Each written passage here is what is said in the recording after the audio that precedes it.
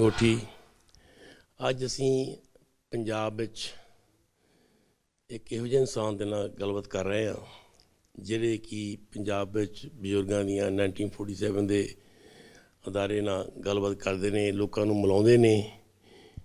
72 ਸਾਲ ਦਾ ਵਿਛੜਿਆ ਪਰਿਵਾਰ ਪਾਕਿਸਤਾਨ ਅਤੇ ਇੰਡੀਆ ਦੇ ਪੰਜਾਬ ਵਿੱਚ ਬਜ਼ੁਰਗਾਂ ਦੀਆਂ ਕਹਾਣੀਆਂ, ਦਰਦਾਂ, ਉਹਨਾਂ ਦੇ ਬਾਰੇ ਗੱਲਬਾਤ ਕਰਕੇ ਦਰਦਾਂ ਨੂੰ ਸਾਂਝਾ ਕਰਦੇ ਆ, ਵਿਛੋੜਿਆਂ ਨੂੰ ਨਾਲ ਲੈ ਕੇ ਆਉਂਦੇ ਆ। ਅਤੇ ਪੰਜਾਬੀ ਲਹਿਰ ਦੇ ਨਾਲ ਇਹਨਾਂ ਦਾ ਕਾਫੀ ਮੇਲ ਜੋਲ ਹੈ, ਜਿਹੜਾ ਕਿ ਸਾਡੇ ਨਾਲ ਕਦੀ ਵੀ ਕੋਈ ਪਰਿਵਾਰ ਪਾਕਿਸਤਾਨ ਤੋਂ ਕੋਈ ਵਿਛੜਿਆ ਆਪਣੇ ਪਰਿਵਾਰ ਨੂੰ ਮਿਲਣਾ ਚਾਹੁੰਦਾ ਹੋਵੇ, ਅਸੀਂ ਇਹਨਾਂ ਨਾਲ ਗੱਲ ਕਰੀ ਦੀ ਆ। ਅਤੇ ਸਾਡੇ ਨਾਲ ਹਰ ਵੇਲੇ ਨਾਸਰ ਢਿੱਲੋਂ ਨਾਲ, ਲਵਲੀ ਨਾਲ ਇਹ ਆਪਣਾ ਟਾਈਮ ਕੱਢ ਕੇ ਪਹਿਲ ਦਿੰਦੇ ਆ ਅਤੇ ਪਰਿਵਾਰਾਂ ਦੇ ਦਰਦਾਂ ਨੂੰ, ਵਿਛੋੜਿਆਂ ਨੂੰ ਆਪਣੇ ਦਿਲ ਹਿਰਦੇ ਅੰਦਰ ਰੱਖ ਕੇ ਸਾਰੀ ਡਿਟੇਲ 1 by 1 ਸਰੋਤਿਆਂ ਅੱਗੇ ਲੈ ਕੇ ਆਉਂਦੇ ਆ। ਆਓ ਇਹਨਾਂ ਬਾਰੇ ਪੁੱਛੀਏ ਵੀ ਇਹਨਾਂ ਨੂੰ ਕਿਸ ਤਰ੍ਹਾਂ ਇਹ ਕੰਮ ਸ਼ੁਰੂ ਕੀਤਾ ਅਤੇ ਕਿਹੋ ਜਿਹੀ ਫੀਲਿੰਗ ਹੁੰਦੀ ਆ। ਹਰ ਸਟੋਰੀ ਦੀ ਡਿਫਰੈਂਟ ਦਰਦ, ਡਿਫਰੈਂਟ ਮਸਲੇ ਹੁੰਦੇ ਆ।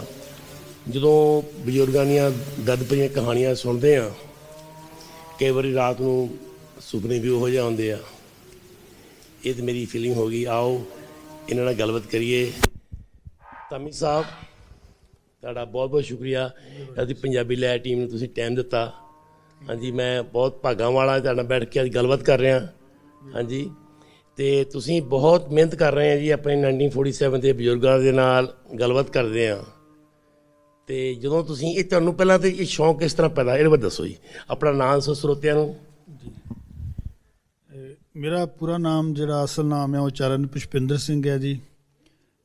ਮੈਂ ਪੋਇਟਰੀ ਲਿਖਣੀ ਸ਼ੁਰੂ ਕੀਤੀ ਸੀ, ਉਸ ਤੋਂ ਬਾਅਦ ਕਹਾਣੀਆਂ ਲਿਖਣੀਆਂ ਸ਼ੁਰੂ ਕੀਤੀਆਂ। ਉਦੋਂ ਮੈਂ ਆਪਣਾ ਨਾਮ ਥੋੜ੍ਹਾ ਬਦਲ ਲਿਆ, ਸਾਮਲ ਧਾਮੀ ਰੱਖ ਲਿਆ। ਇਹੀ ਨਾਮ ਮੇਰਾ ਜਿਹੜੀਆਂ ਮੈਂ ਵੀਡੀਓ ਅਪਲੋਡ ਕਰਦਾ ਉਹਨਾਂ 'ਤੇ ਚੱਲਦਾ। ਸ਼ੁਰੂਆਤ ਹੁੱਠੀ ਸਾਹਿਬ ਇਸ ਤਰ੍ਹਾਂ ਹੋਈ ਜੀ ਕਿ ਇੱਕ ਪਿੰਡ ਸਾਡੇ ਲਈ ਬਹੁਤ ਵੱਡੀ ਕਿਤਾਬ ਹੁੰਦਾ ਜੀ। ਪਿੰਡ ਦੇ ਬਜ਼ੁਰਗਾਂ ਕੋਲ ਜਿਹੜੇ ਅਨੁਭਵ ਹੁੰਦੇ ਆ, ਜਿਹੜਾ ਇਹ ਖਜ਼ਾਨਾ ਹੁੰਦਾ ਜੀ, ਇਹ ਭਾਗਾਂ ਵਾਲਿਆਂ ਨੂੰ ਸੁਣਨ ਨੂੰ ਮਿਲਦਾ।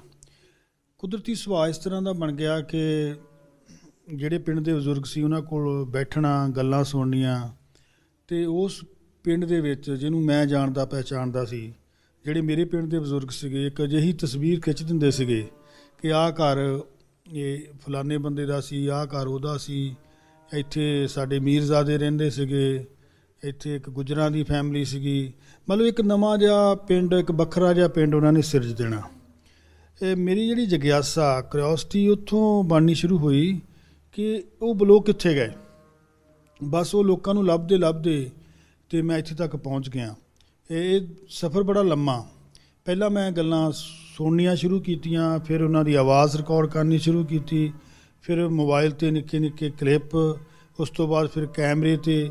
ਮਤਲਬ ਕਾਫੀ ਸਾਲ ਹੋ ਗਏ ਜਦੋਂ ਤੋਂ ਮੈਂ ਇਸ ਵਿਸ਼ੇ ਨਾਲ ਜੁੜ ਗਿਆ। ਅਤੇ ਹੁਣ ਮੈਂ ਇਹ ਵੀ ਮਹਿਸੂਸ ਕਰਦਾ ਕਿ ਇਹ ਮੇਰੇ ਭਾਗਾਂ ਵਿੱਚ ਬਹੁਤ ਇੱਕ ਮਹਾਨ ਕੰਮ ਲਿਖਿਆ ਸੀ, ਜਿਹੜਾ 1847 ਦੇ ਵਿੱਚ ਵਾਪਰ ਗਿਆ। ਮਹਾ ਘਟਨਾ ਜਿਹੜੀ ਵਾਪਰੀ ਸਾਡੇ ਪੰਜਾਬੀਆਂ ਨਾਲ, ਜੋ ਕੁਛ ਵੀ ਹੋਇਆ, ਅਤੇ ਉਹਨੂੰ ਰਿਕਾਰਡ ਕਰਨ ਦੀ ਜਿਹੜੀ ਸ਼ੁਰੂਆਤ ਆ ਇੰਡੀਵਿਜੂਅਲੀ, ਉਹ ਮੇਰੇ ਥਰੂ ਹੋ ਗਈ। ਮੈਂ ਨਹੀਂ ਕਹਿੰਦਾ ਇਹ, ਬਾਕੀ ਤੁਸੀਂ ਜਿੰਨੇ ਵੀ ਜਿਹੜੇ ਦਰਸ਼ਕ ਆ ਜਿਨ੍ਹਾਂ ਨੇ ਇਹ ਸਭ ਕੁਛ ਨੂੰ ਦੇਖਣਾ ਸ਼ੁਰੂ ਕੀਤਾ, ਅਤੇ ਮੈਂ ਇਸ ਤਰ੍ਹਾਂ ਹੀ ਮੇਰੀ ਇਹ ਸ਼ੁਰੂਆਤ ਹੋ ਗਈ। ਅਤੇ ਬਸ ਉਹ ਬਜ਼ੁਰਗਾਂ ਦੀਆਂ ਗੱਲਾਂ ਬੀਜ ਰੂਪ 'ਚ ਆ, ਜਿਹੜੀਆਂ ਬਾਅਦ 'ਚ ਪੁੰਗਰੀਆਂ, ਦਰਖਤ ਬਣ ਗਈਆਂ, ਬੋਹੜ ਬਣ ਗਈਆਂ। ਮੇਨ ਚੀਜ਼ ਉੱਥੋਂ ਸ਼ੁਰੂ ਹੋਈ ਜੀ। ਦੇਖੋ ਆਪਣੇ ਧਾਮੀ ਸਾਹਿਬ, ਜਿਹੜੇ ਬਜ਼ੁਰਗਾਂ ਦੀਆਂ ਜਿੱਦਾਂ ਆਪਾਂ ਕਹਾਣੀ ਸੁਣਦੇ ਹਾਂ, ਉਹ ਜਿੰਦਾ ਜਾਗਦੀਆਂ ਕਿਤਾਬਾਂ ਆ। ਬਿਲਕੁਲ, ਉਹ ਲਿਖ ਨਹੀਂ ਸਕਦੇ। ਉਹ ਜਿਸ ਤਰੀਕੇ ਨਾਲ ਆਪਣੀ ਡਿਸਕ੍ਰਾਈਬ ਕਰਦੇ ਆ ਸਰੋਤਿਆਂ ਅੱਗੇ, ਆਪਣਾ ਤਾਂ ਕੰਮ ਉਹਨਾਂ ਨੂੰ ਸਰੋਤਿਆਂ ਵਾਸਤੇ ਪੇਸ਼ ਕਰਨਾ। ਬਿਲਕੁਲ। ਪਰ ਕਈ ਵਾਰੀ ਇਸ ਤਰ੍ਹਾਂ ਹੁੰਦਾ ਵੀ ਮੇਰੇ ਨਾਲ ਕਈ ਵਾਰੀ ਹੋ ਚੁੱਕੀ ਆ, ਅਸੀਂ ਪਰਸਨਲੀ ਉਹਨਾਂ ਦੀ ਸਟੋਰੀ ਨਾਲ ਇੰਨਾ ਅਟੈਚ ਹੋ ਜਾਂਦੇ ਹਾਂ, ਇਮੋਸ਼ਨਲੀ ਸੋਚਦੇ ਹਾਂ ਵੀ ਇਹ ਕਿਉਂ ਹੋਇਆ, ਇਹਨਾਂ ਨਾਲ ਇੰਨਾ ਮਨ ਕਿਉਂ ਹੋਇਆ। ਤੁਹਾਡੇ ਨਾਲ ਵੀ ਇਸ ਤਰ੍ਹਾਂ ਕਦੀ ਹੋਈ ਆ? ਸੱਚੀ ਗੱਲ ਇਹ ਆ ਜੀ ਕਿ ਪਿਛਲੇ ਸਮੇਂ ਦੌਰਾਨ ਮੈਨੂੰ ਕੁਝ ਕਹਿ ਲਓ ਦਿਲ ਦੀ ਤਕਲੀਫ ਹੋਈ, ਅਤੇ ਮੇਰੇ ਦੋਸਤਾਂ ਨੇ, ਮੇਰੇ ਘਰਦਿਆਂ ਨੇ ਨਤੀਜਾ ਇਹ ਕੱਢਿਆ ਕਿ ਮੇਰਾ ਲਾਈਫ ਸਟਾਈਲ ਤਾਂ ਵਧੀਆ ਆ, ਮੈਂ ਤੜਕੇ ਉੱਠਣ ਵਾਲਾ, ਆਰਾਮ ਨਾਲ ਸੌਣੇ ਵਾਲਾ, ਸੈਰ ਕਰਨ ਵਾਲਾ, ਖੇਤਾਂ 'ਚ ਰਹਿੰਦੇ ਅਸੀਂ ਬੜੇ ਵਧੀਆ ਦਰਖਤਾਂ ਦੇ ਵਿੱਚ। ਮੇਨ ਕਾਰਨ ਉਹਨਾਂ ਨੇ ਲੱਭਿਆ ਵੀ ਜਿਹੜਾ ਤੂੰ ਇੰਨਾ ਦੁੱਖ ਸੁਣਦਾ ਨਾ, ਪਹਿਲਾਂ ਤਾਂ ਦਿਲ 'ਚ ਹੀ ਅਸੀਂ ਰੋਕੀ ਰੱਖਦੇ ਹਾਂ ਉਹਨੂੰ, ਰੋਕੀ ਰੱਖਦੇ ਹਾਂ ਕਿ ਯਾਰ ਨਹੀਂ, ਅੱਖਾਂ 'ਚ ਹੰਝੂ ਨਹੀਂ ਆਉਣੇ ਚਾਹੀਦੇ। ਪਰ ਉਹ ਕਹਾਣੀ ਚਾਹੇ ਉਹ ਕਿਸੇ ਮੁਸਲਮਾਨ ਦੀ ਆ, ਹਿੰਦੂ ਦੀ ਆ, ਸਿੱਖ ਦੀ ਆ, ਇੰਨਾ ਕੋਈ ਮਤਲਬ ਨਹੀਂ। ਉਹ ਇਨਸਾਨ ਨਾਲ ਜੋ ਕੁਛ ਹੋਇਆ ਇਸ ਧਰਤੀ ਦੇ ਉੱਤੇ 47 'ਚ, ਬਸ ਉਹਦਾ ਦਰਦ ਨਾ ਫਿਰ ਉਛਲ ਜਾਂਦਾ, ਡੰਗ ਮਾਰਦਾ ਬਹੁਤ ਡੂੰਘਾ। ਤੇ ਮੈਂ ਮਹਿਸੂਸ ਕਰਦਾ ਕਿ ਜਦੋਂ ਤੋਂ ਮੈਂ ਇਹਨਾਂ ਲੋਕਾਂ ਦੀਆਂ ਕਹਾਣੀਆਂ ਸੁਣਨੀਆਂ ਸ਼ੁਰੂ ਕੀਤੀਆਂ, ਹੋਠੀ ਸਾਹਿਬ ਇੱਕ ਹੋਰ ਗੱਲ ਦੱਸਾਂ, ਮੇਰੀ ਪਰਸਨੈਲਿਟੀ ਦੇ ਵਿੱਚ ਇੱਕ ਹੋਰ ਚੇਂਜ ਆਈ, ਠਰਮਾ ਆ ਗਿਆ। ਜਦੋਂ ਨਿੱਕਾ ਮੋਟਾ ਘਾਟਾ ਪੈਂਦਾ, ਨੁਕਸਾਨ ਹੋ ਜਾਂਦਾ, ਫਿਰ ਮੈਂ ਸੋਚਦਾ ਯਾਰ ਆਹ ਨੁਕਸਾਨ ਤਾਂ ਕੁਛ ਵੀ ਨਹੀਂ ਜਿਹੜਾ ਸਾਡੇ ਬਜ਼ੁਰਗਾਂ ਨੇ ਝੱਲਿਆ। ਹੱਸਦੇ ਵਸਦੇ ਘਰ, ਜ਼ਮੀਨਾਂ ਬਿਲਕੁਲ ਬਾਰ ਵਸਾ ਕੇ ਛੱਡ ਕੇ ਆ ਗਏ। ਹਾਂਜੀ, ਮਤਲਬ ਉਹ ਉਧਰੋਂ ਇੱਧਰੋਂ ਉੱਜੜ ਕੇ ਉੱਧਰ ਗਏ, 12 ਵਸਾਈਆਂ, ਉੱਥੋਂ ਉੱਜੜ ਕੇ ਇੱਧਰ ਆ ਕੇ ਜਿਹੜੀਆਂ ਉਹਨਾਂ ਨੂੰ ਜ਼ਮੀਨਾਂ ਪਈਆਂ ਬਹੁਤਿਆਂ ਨੂੰ, ਬਿਲਕੁਲ ਘੱਟ ਵੀ ਪਈਆਂ ਤੇ ਮਾੜੀਆਂ ਵੀ ਪਈਆਂ, ਉਹ ਫਿਰ ਬਣਾਉਣੀਆਂ ਪਈਆਂ। ਮਤਲਬ ਉਹ ਤਾਂ ਸਾਰੀ ਜ਼ਿੰਦਗੀ ਨਾਲ ਜ਼ਮੀਨਾਂ ਨੂੰ ਸਿੱਧੀਆਂ ਕਰਦੇ, ਆਪਣੇ ਕਾਰੋਬਾਰਾਂ ਨੂੰ ਸਿੱਧੀਆਂ ਕਰਦਿਆਂ ਲਾਤੀਆਂ। ਸਾਡਾ ਦਰਦ ਉਹਨਾਂ ਸਾਹਮਣੇ ਕੁਛ ਨਹੀਂ। ਦੁਨੀਆ ਵਿੱਚ ਕਿਤਨਾ ਗਮ ਹੈ, ਮੇਰਾ ਗਮ ਕਿਤਨਾ ਗਮ ਹੈ। ਬਸ ਉਹਨਾਂ ਦਾ ਦਰਦ ਦੇਖ ਕੇ ਨਾ ਮੈਨੂੰ ਆਪਣਾ ਦੁੱਖ ਬਿਲਕੁਲ ਹਮੇਸ਼ਾ, ਵੱਡੀ ਤੋਂ ਵੱਡੀ ਘਟਨਾ ਮੇਰੀ ਜ਼ਿੰਦਗੀ 'ਚ ਵਾਪਰ ਜਾਏ, ਮੈਂ ਕਹਿੰਦਾ ਯਾਰ ਕੁਛ ਵੀ ਨਹੀਂ। ਆਪਣੇ ਬੱਚੇ ਆਪ ਖੂਹਾਂ 'ਚ ਸੁੱਟਤੇ, ਆਪਣੀਆਂ ਪਤਨੀਆਂ ਭੈਣਾਂ ਆਪ ਕਤਲ ਕਰ ਦਿੱਤੀਆਂ, ਧੀਆਂ ਵੜਤੀਆਂ, ਇਹ ਕੁਛ ਵੀ ਨਹੀਂ, ਇਹ ਕੁਛ ਵੀ ਨਹੀਂ। ਇਹ ਵਾਕਈ ਤੁਹਾਡੀ ਗੱਲ ਹੋਠ ਸਾਹਿਬ ਸਹੀ ਆ, ਦਿਲ ਤੇ ਇਹ ਦਰਦ ਰਹਿ ਜਾਂਦਾ, ਅਸਰ ਤੁਹਾਡੀ ਜ਼ਿੰਦਗੀ 'ਚ ਅਸਰ ਹੋ ਜਾਂਦਾ। ਇਹ ਧਾਮੀ ਸਾਹਿਬ ਤੁਸੀਂ ਵੀ ਬੜੇ ਸਿਆਣੇ ਪੜ੍ਹੇ ਲਿਖੇ, ਇੱਕ ਮੈਂ ਤੁਹਾਡੇ ਅੱਗੇ ਅਰਜ਼ ਕਰਨੀ ਮੰਗਦਾ, ਸਾਡਾ ਅਸੀਂ ਹੁਣ ਅਮਰੀਕਾ ਰਹਿੰਦੇ ਹਾਂ, ਮੇਰੀ ਟੀਮ ਪਾਕਿਸਤਾਨ 'ਚ ਆ, ਤੁਸੀਂ ਵੀ ਸਾਡੇ ਨਾਲ ਕਾਫੀ ਵਾਰੀ ਕੰਮ ਕਰਦੇ ਆ, ਤੁਹਾਨੂੰ ਕਿਹਾ ਵੀ ਧਾਮੀ ਸਾਹਿਬ ਆਹ ਇੰਟਰਵਿਊ ਕਰੋ, ਤੁਸੀਂ ਭੱਜ ਕੇ ਜਾਂਦੇ ਆ। ਪਰ ਇੱਕ ਮੈਂ ਤੁਹਾਨੂੰ ਅੱਜ ਕਰਨੀ ਮੰਗਦਾ, ਜਿਹੜਾ ਇਹ 1947 ਦੇ ਬਜ਼ੁਰਗ ਆ, ਇਹ ਪੀਰੀਅਡ ਬਹੁਤ ਛੋਟਾ ਜਿਹਾ ਆ। ਬਿਲਕੁਲ, ਥੋੜ੍ਹੇ ਸਾਲਾਂ ਬਾਅਦ ਸਾਨੂੰ ਬਜ਼ੁਰਗ ਲੱਭਣੇ ਨਹੀਂ। ਕੋਸ਼ਿਸ਼ ਕਰੋ ਜਲਦੀ ਤੋਂ ਜਲਦੀ ਇਹਨੂੰ ਰਿਕਾਰਡ ਕਰੋ, ਚਾਹੇ ਵੀਡੀਓ ਡਿਲੇ ਹੋਏ, ਰਿਕਾਰਡ ਕਰਕੇ ਰੱਖ ਲਓ, ਹੌਲੀ ਹੌਲੀ ਪਾਈ। ਸਾਡੇ ਨਾਲ ਇਸ ਤਰ੍ਹਾਂ ਹੋਇਆ, ਆਪਣੇ ਮੇਰੀ ਟੀਮ ਨਾਸਰ ਢਿੱਲੋਂ ਦੀ ਇੱਕ ਇੰਟਰਵਿਊ ਕਰਕੇ ਆਏ, ਉਹਨੇ ਇੰਟਰਵਿਊ ਅੱਜ ਪਾਈ ਆ, ਮੈਨੂੰ ਦੂਸਰੇ ਦਿਨ ਕਾਲ ਆਈ ਆ, ਸਾਜੀ ਜੇ ਤੁਸੀਂ ਆਏ ਸੀਗੇ, ਉਹ ਕਿਵੇਂ ਭੁਲੇਖਾ ਖਾਂਦੇ ਵੀ ਮੈਂ ਲਵਲੀ ਆ ਜਾਂ ਕੌਣ ਆ, ਤੋ ਸਰਦਾਰ ਉਹਨਾਂ ਵਾਸਤੇ ਇੱਕੋ ਜਿਹਾ ਆ, ਤੇ ਕਹਿੰਦੇ ਵੀ ਉਸ ਬਜ਼ੁਰਗ ਦੀ ਅੱਜ ਫੌਤ ਹੋ ਗਈ। ਵੀ ਮੈਨੂੰ ਇੱਦਾਂ ਮਹਿਸੂਸ ਹੋਇਆ ਵੀ ਉਹ ਬਜ਼ੁਰਗ ਸਾਡੀ ਵੇਟ ਕਰ ਰਿਹਾ ਸੀਗਾ, ਮੈਂ ਕਿਸੇ ਨਾਲ ਦਿਲ ਦੀ ਗੱਲ ਕਰ ਲਵਾਂ ਤਾਂ ਮੇਰਾ ਤਾਂ ਅੰਤ ਮੁੱਕਣਾ। ਇਹੋ ਜਿਹੀਆਂ ਜਿਹਨੂੰ ਵਾਰਦਾਤ ਹੁੰਦੀਆਂ ਆਪਣੀ ਜਿੰਨੀ ਪਰਸਨਲੀ ਅਸੀਂ ਸਰੋਤਿਆਂ ਅੱਗੇ ਕਦੀ ਸ਼ੇਅਰ ਨਹੀਂ ਕੀਤੀ ਇਹੋ ਜਿਹੀ ਗੱਲਾਂ, ਪਰ ਮਤਲਬ ਵੀ ਨਾਸਰ ਢਿੱਲੋਂ ਨੂੰ ਵੀ ਇਹੋ ਜਿਹੀ ਪ੍ਰੋਬਲਮ ਆਉਂਦੀਆਂ, ਲਵਲੀ ਨੂੰ ਵੀ, ਮੈਨੂੰ ਵੀ, ਜਦੋਂ ਇਹ ਦਰਦ ਭਰੀਆਂ ਕਹਾਣੀਆਂ ਸੁਣਦੇ ਹਾਂ ਤਾਂ ਉਸ ਤੋਂ ਬਾਅਦ ਇਹੋ ਜਿਹਾ ਹਾਦਸਾ ਹੋ ਜਾਂਦਾ ਤੇ ਫਿਰ ਦੁੱਖ ਲੱਗਦਾ, ਯਾਰ ਇਹ ਕੀ ਹੋਇਆ। ਇਹ ਗੱਲ ਇਸ ਤਰ੍ਹਾਂ ਜੀ ਕਿ ਮੈਂ ਇੱਕ ਸਰਕਾਰੀ ਨੌਕਰੀ ਕਰਨ ਵਾਲਾ ਇਨਸਾਨ ਆ, ਨੌਕਰੀ ਦੇ ਨਾਲ ਨਾਲ ਮੈਂ ਪੂਰੀ ਤਰ੍ਹਾਂ ਸਮਰਪਿਤ ਹਾਂ 47 ਦੇ ਚਸ਼ਮੇਦੀਦ ਗਵਾਹਾਂ ਨੂੰ ਰਿਕਾਰਡ ਕਰਨ ਲਈ। ਮੈਂ ਵਿਆਹ 'ਤੇ ਜਾਵਾਂ, ਮੈਂ ਰੋਟੀ ਪਾਣੀ ਸਭ ਕੁਛ ਤਿਆਗ ਦਿੰਦਾ, ਬਜ਼ੁਰਗ ਲੱਭਦਾ, ਮੈਂ ਰੋਡ 'ਤੇ ਜਾਂਦਾ, ਬਜ਼ੁਰਗ ਲੱਭਦਾ। ਮੈਂ ਮਤਲਬ ਮੈਂ ਕੋਈ ਮੌਕਾ ਨਹੀਂ ਗਵਾਉਂਦਾ, ਮੈਂ ਆਪਣਾ ਸੁੱਖ ਚੈਨ ਨੀਂਦ ਆਰਾਮ ਸਭ ਕੁਝ ਕੁਰਬਾਨ ਕਰਨ ਲਈ ਤਿਆਰ ਹਾਂ, ਸਿਰਫ ਇਸ ਕੰਮ ਲਈ ਕਿ ਕਿਸੇ ਤਰੀਕੇ ਨਾਲ ਵੱਧ ਤੋਂ ਵੱਧ ਬਜ਼ੁਰਗ ਮੈਂ ਰਿਕਾਰਡ ਕਰ ਲਾਂ। ਇਸ ਗੱਲ ਲਈ ਮੈਂ ਬਹੁਤ ਸੁਚੇਤ ਹਾਂ, ਤੁਸੀਂ ਯਾਦ ਕਰਵਾਇਆ, ਤੁਹਾਡਾ ਵੀ ਧੰਨਵਾਦ। ਔਰ ਮੈਂ ਵੀ ਆਪਣੀਆਂ ਵੀਡੀਓਜ਼ ਦੇ ਵਿੱਚ ਬਹੁਤ ਵਾਰ ਆਪਣੀ ਨੌਜਵਾਨ ਪੀੜ੍ਹੀ ਨੂੰ ਇਹ ਗੁਜ਼ਾਰਿਸ਼ ਕਰ ਚੁੱਕਾ ਵੀ ਹਰੇਕ ਕੋਲ ਮੋਬਾਈਲ ਆ, ਆਪਣੇ ਆਪਣੇ ਬਜ਼ੁਰਗ ਰਿਕਾਰਡ ਕਰਕੇ ਰੱਖ ਲਓ। ਦੋ ਤਰੀਕੇ ਨਾਲ ਇਹਦਾ ਨਹੀਂ, ਕਈ ਤਰੀਕਿਆਂ ਨਾਲ, ਕਈ ਢੰਗਾਂ ਨਾਲ ਇਹਦਾ ਫਾਇਦਾ ਹੋਣਾ। ਨੰਬਰ 1, ਜਿਹੜੀ ਬੋਲੀ ਸਾਡੇ ਬਜ਼ੁਰਗ ਬੋਲਦੇ ਆ ਸ਼ੁੱਧ ਪੰਜਾਬੀ, ਉਹ ਆਉਣ ਵਾਲੇ ਸਾਲਾਂ ਦੇ ਵਿੱਚ ਨਹੀਂ ਮਿਲਣੀ, ਉਹ ਖਿਚੜੀ ਦੀ ਬਣਨੀ ਸ਼ੁਰੂ ਹੋ ਗਈ ਆ ਜਾਂ ਬਣਾਉਣੀ ਸ਼ੁਰੂ ਕਰ ਦਿੱਤੀ ਗਈ ਹੈ।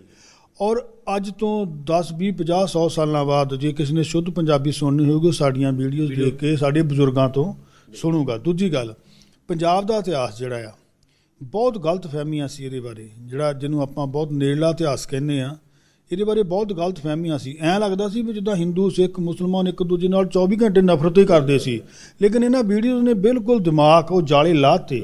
ਇੱਦਾਂ ਦੀ ਗੱਲ ਕੋਈ ਨਹੀਂ ਸੀ।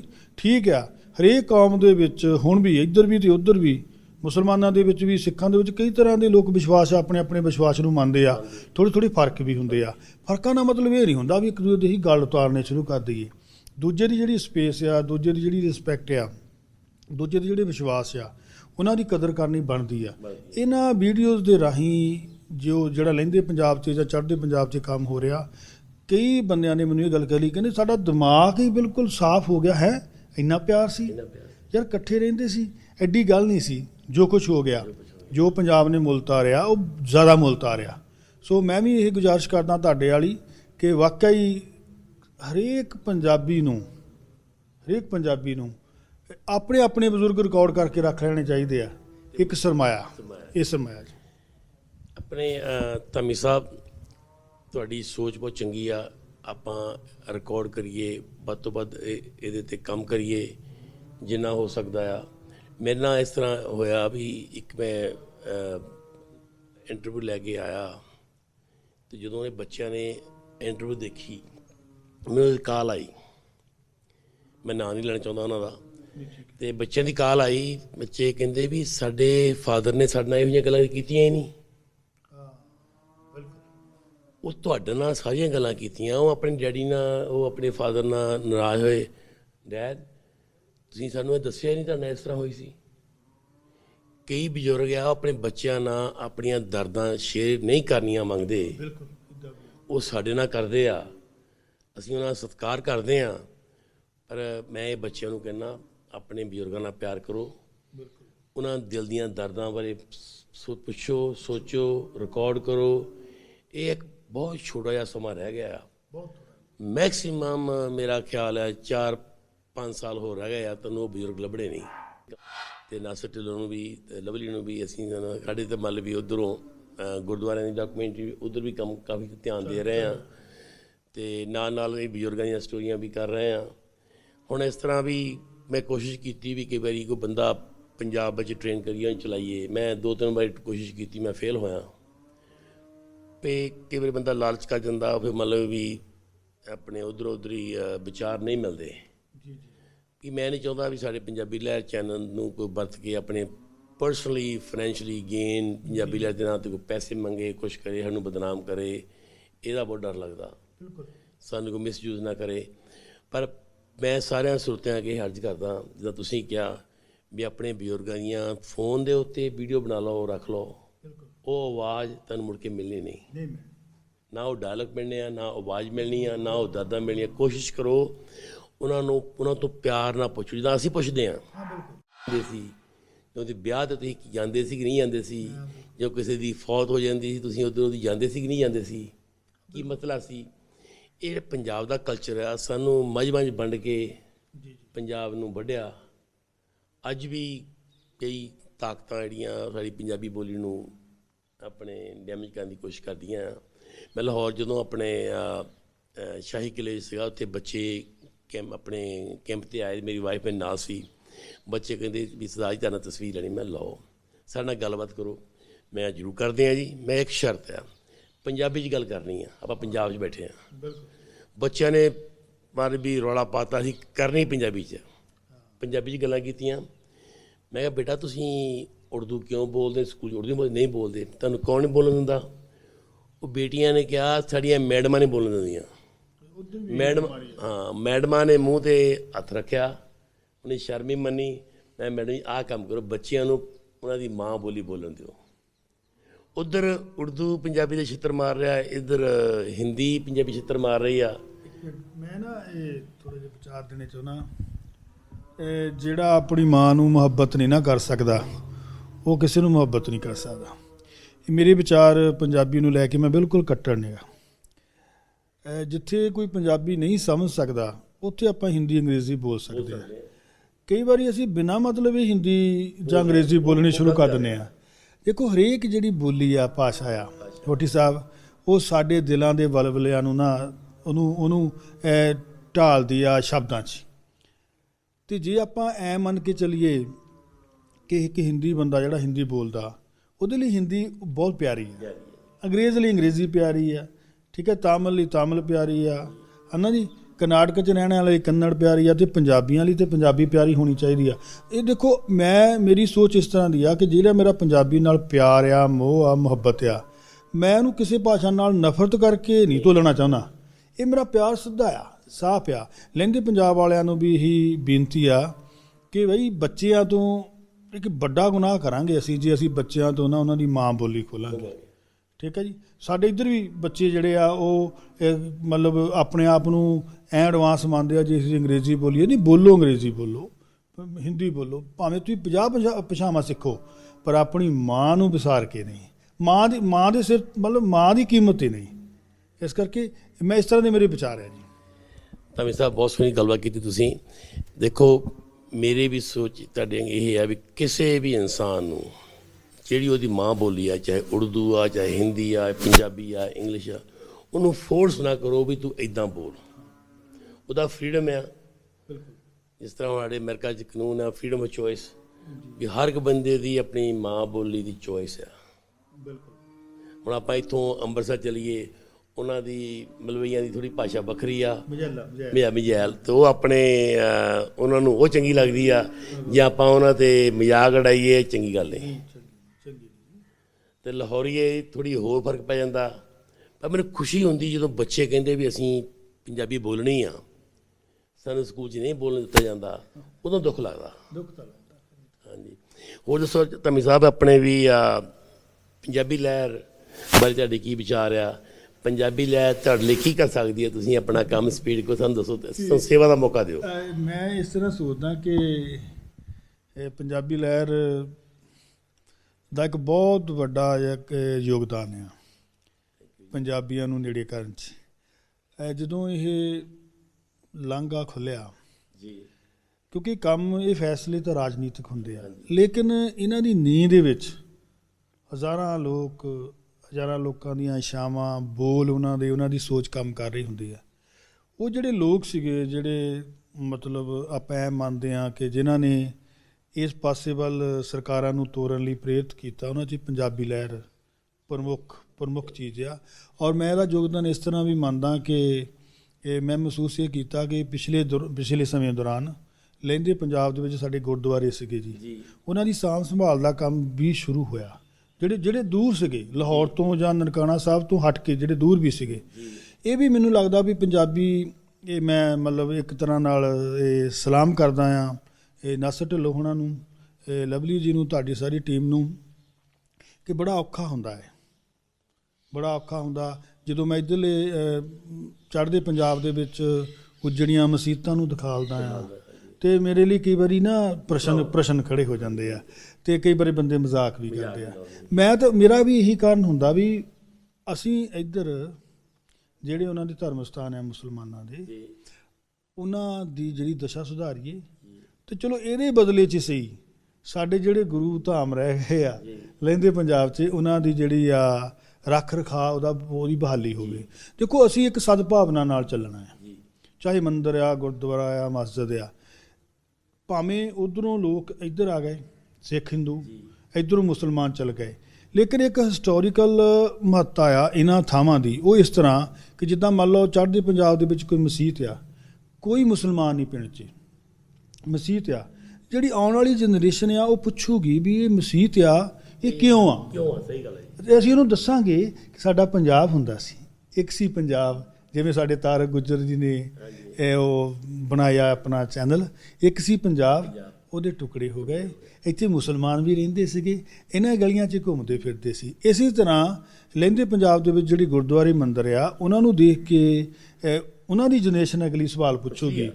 ਦੇਖੋ, ਇੱਕ ਇਤਿਹਾਸ ਨੂੰ ਜਿਹੜਾ ਅਸੀਂ ਕਿਤਾਬਾਂ 'ਚੋਂ ਨਹੀਂ ਪੜ੍ਹ ਸਕਦੇ, ਇਹਨਾਂ ਮੰਦਰਾਂ, ਮਸੀਤਾਂ ਅਤੇ ਗੁਰਦੁਆਰਿਆਂ ਦੀ ਮਦਦ ਨਾਲ ਸਾਨੂੰ ਸੁਣਾਉਣਾ ਪੈਣਾ। ਇਹ ਸੁਣਾਵਾਂਗੇ ਨਾ, ਜਿਹੜੀ ਸਾਡੀ ਹਿਸਟਰੀ ਇੱਕੋ ਹੀ, ਜੜ੍ਹਾਂ ਤਾਂ ਇੱਕੋ ਹੀ ਆ ਨਾ, ਉਹ ਸਾਡੇ ਸਾਹਮਣੇ ਆਉਣਗੀਆਂ। ਮੈਨੂੰ ਲੱਗਦਾ ਇਹਨਾਂ ਦੀ ਬਹੁਤ ਮਹੱਤਤਾ ਆ, ਔਰ ਪੰਜਾਬੀ ਲਹਿਰ ਨੇ ਇਸ ਸੰਦਰਭ 'ਚ ਬਹੁਤ ਵੱਡਾ ਕੰਮ ਕੀਤਾ। ਇਹ ਸਲੂਟ ਕਰਦਾ ਜੀ ਮੈਂ ਤੁਹਾਡੀ ਟੀਮ ਨੂੰ। ਧਾਮੀ ਸਾਹਿਬ, ਪਹਿਲਾਂ ਤਾਂ ਪੰਜਾਬੀ ਲਹਿਰ ਟੀਮ ਨੂੰ ਤੁਹਾਡਾ ਬਹੁਤ ਬਹੁਤ ਸ਼ੁਕਰੀਆ, ਸਾਨੂੰ ਟਾਈਮ ਦਿੱਤਾ, ਪਿਆਰ ਨਾਲ ਆਏ, ਟਾਈਮ ਕੱਢਿਆ। ਅਤੇ ਦੂਸਰਾ, ਤੁਸੀਂ ਆਪਣੇ ਸਰੋਤਿਆਂ ਨੂੰ ਆਪਣੀ ਜ਼ੁਬਾਨ ਤੋਂ ਆਪਣੇ ਚੈਨਲ ਬਾਰੇ ਜਾਣਕਾਰੀ ਕਰੋ, ਅਤੇ ਆਪਾਂ ਠੀਕ ਹੈ ਫਤਿਹ ਬੁਲਾਈਏ। ਜੀ। ਇਹ ਪੰਜਾਬੀ ਲਹਿਰ ਵੇਖਣ ਵਾਲੇ ਸਾਰੇ ਜਿਹੜੇ ਦਰਸ਼ਕ ਆ ਉਹਨਾਂ ਨੂੰ ਮੈਂ ਦੱਸ ਦੇਵਾਂ ਕਿ ਮੇਰੇ ਚੈਨਲ ਦਾ ਨਾਂ ਆ 47ਨਾਮਾ। 47ਨਾਮਾ ਚੈਨਲ ਤੇ ਮੈਂ ਕੋਈ 450 ਦੇ ਕਰੀਬ ਵੀਡੀਓ ਅਪਲੋਡ ਕਰ ਚੁੱਕਾ। ਤੇ ਮੈਂ ਵੀ ਮੇਰਾ ਜਿਹੜਾ ਮੇਰੀ ਜਿਹੜੀ ਖਾਸ ਸੋਚ ਇਹ ਆ ਉਹ ਮੁਹੱਬਤ ਕੇਂਦਰ 'ਚ ਆ। ਮੁਹੱਬਤ ਤੋਂ ਬਗੈਰ ਇਨਸਾਨ ਦੀ ਕਲਪਨਾ ਨਹੀਂ ਕੀਤੀ ਜਾ ਸਕਦੀ, ਨਾ ਹੀ ਕਿਸੇ ਰਾਸ਼ਟਰ ਦੀ ਕਲਪਨਾ ਕੀਤੀ ਜਾ ਸਕਦੀ ਹੈ। ਮੁਹੱਬਤ ਨਾਲ ਹੀ ਬੰਦਾ ਆਪਣੇ ਆਪ ਨਾਲ ਇਕੱਠਾ ਹੁੰਦਾ, ਪਰਿਵਾਰ 'ਚ ਇੱਕ ਹੁੰਦਾ, ਪਿੰਡ ਦੇ ਵਿੱਚ ਤਰੱਕੀ ਕਰਦਾ, ਤੇ ਇੱਦਾਂ ਹੀ ਦੇਸ਼ ਤੇ ਦੁਨੀਆ ਤਰੱਕੀ ਕਰਦੀ ਆ ਮੇਰੇ ਖਿਆਲ 'ਚ। ਮੁਹੱਬਤ ਮੂਲ ਸੂਤਰ ਆ ਮੇਰੇ ਚੈਨਲ ਦਾ। ਹਾਂ, ਇਹ ਠੀਕ ਹੈ ਵੀ 47 ਨੂੰ ਥੋੜ੍ਹਾ ਜਿਹਾ ਕਵਰ ਕਰਦੇ ਆ, ਥੋੜ੍ਹਾ ਜਿਹਾ ਖੂਨ ਖਰਾਬੇ ਦੀਆਂ ਗੱਲਾਂ ਵਿੱਚ ਆ ਜਾਂਦੀਆਂ, ਉਹਦਾ ਮੰਤਵ ਨਹੀਂ ਹੁੰਦਾ। ਸੋ ਮੈਂ ਵੀ ਬਜ਼ੁਰਗਾਂ ਦੀਆਂ ਕਹਾਣੀਆਂ ਇਕੱਠੀਆਂ ਕਰਕੇ ਕੋਈ 450 ਦੇ ਕਰੀਬ ਮੈਂ ਵੀਡੀਓ ਅਪਲੋਡ ਕਰ ਚੁੱਕਾ। 47ਨਾਮਾ ਮੇਰਾ ਚੈਨਲ ਆ। ਤੇ ਪੰਜਾਬੀ ਲਹਿਰ ਦੇ ਜਿਹੜੇ ਦਰਸ਼ਕਾਂ ਨੂੰ ਇਹ ਗੁਜ਼ਾਰਿਸ਼ ਆ, ਕਦੇ ਸਾਡੇ ਵੀ ਵਿਹੜੇ ਫੇਰਾ ਪਾਉਣ ਤੇ ਦੇਖੋ ਸਾਡਾ ਵੀ ਕੰਮ। ਮਿਹਰਬਾਨੀ ਜੀ, ਥੈਂਕ ਯੂ ਜੀ। ਤੁਹਾਡਾ ਬਹੁਤ ਬਹੁਤ ਸ਼ੁਕਰੀਆ ਧਾਮੀ ਸਾਹਿਬ। ਇੱਕ ਵਾਰੀ ਫੇਰ ਤੇ ਆਪਣੇ ਸਰੋਤਿਆਂ ਨੂੰ ਬੇਨਤੀ ਆ, ਇੱਕ ਵਾਰੀ ਸਾਡੇ ਵੀਰ ਦੇ ਚੈਨਲ ਤੇ ਜਾਓ ਤੇ ਦੇਖੋ ਕਿਹੋ ਜਿਹਾ ਕੰਮ ਹੈ। ਇਹਨਾਂ ਨਾਲ ਰਾਸਤਾ ਕਰੋ। ਬਹੁਤ ਸਾਰੇ ਮੁਸਲਮਾਨ ਵੀਰ ਮੈਨੂੰ ਕਾਲਾਂ ਕਰਦੇ ਆ ਪਾਕਿਸਤਾਨ ਤੋਂ, ਸਾਡਾ ਪਿੰਡ ਦਿਖਾ ਦਿਓ। ਮੈਨੂੰ ਕਾਲ ਕਰਨ ਦੀ ਬਜਾਏ ਇਹਨਾਂ ਨੂੰ ਕਾਲ ਕਰੋ, ਇਹ ਪੰਜਾਬ 'ਚ ਰਹਿੰਦੇ ਆ, ਤੁਹਾਡੇ ਪਿੰਡ ਵੀ ਦਿਖਾ ਲੈਣਗੇ, ਤੁਹਾਡਾ ਗੱਲਬਾਤ ਵੀ ਕਰਨਗੇ। ਇਹਨਾਂ ਨੂੰ ਇੱਕ ਵਾਰ ਮੌਕਾ ਦਿਓ। ਇਹਨਾਂ 'ਚ ਬਹੁਤ ਵੀਡੀਓ ਬਣਾਈਆਂ ਇਹਨਾਂ ਨੇ, ਬੜੇ ਦਰਦ ਭਰੀਆਂ ਕਹਾਣੀਆਂ ਆ, ਸੱਚੀਆਂ ਕਹਾਣੀਆਂ, ਜੀਂਦੀਆਂ ਜਾਗਦੀਆਂ ਕਿਤਾਬਾਂ ਆਪਣੇ ਬਜ਼ੁਰਗਾਂ ਦੀਆਂ, ਤੁਹਾਡੀਆਂ ਦੀਆਂ, ਆਪਣੇ ਸਾਰੇ ਬਜ਼ੁਰਗਾਂ ਦੀਆਂ, ਆਪਣੇ ਬਜ਼ੁਰਗਾਂ ਦੇ ਪੁਰਾਣਾ ਪੰਜਾਬ, ਅਸਲੀ ਪੰਜਾਬ, ਸਾਂਝਾ ਪੰਜਾਬ, ਉਹਦੀਆਂ ਕਹਾਣੀਆਂ ਦੇਖੋ, ਸੁਣੋ। ਰੱਬ ਰਾਖਾ, ਖੁਦਾ ਹਾਫਿਜ਼। ਮਿਹਰਬਾਨੀ, ਥੈਂਕ ਯੂ ਜੀ। ਸ਼ੁਕਰੀਆ।